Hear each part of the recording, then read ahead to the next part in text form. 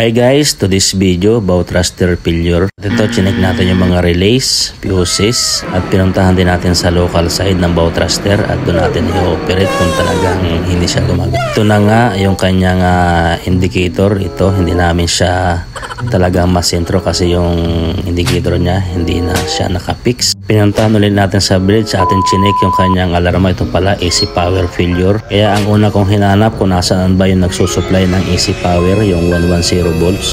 At andito pala siya nakatago sa ilalim ng T-ball. Subukan nating i-on itong breaker na ito na nagsusupply ng AC power sa control panel ng bow thruster. Sige guys, pasukin natin to. At yan na nga guys, dahan-dahan ko na pinasok. Baka meron po tayong makitang kakaiba dyan sa ilalim na yan. At yun na nga guys, may nakita ako, may nagkakamera sa akin sa ilalim.